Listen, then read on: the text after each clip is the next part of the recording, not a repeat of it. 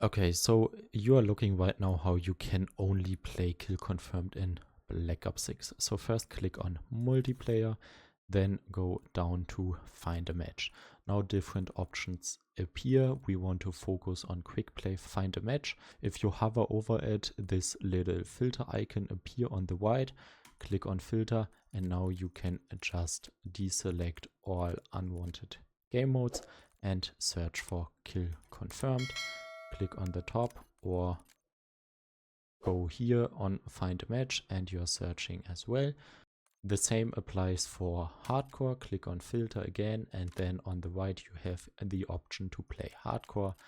Deselect every other game mode and now we are searching for hardcore kill confirmed.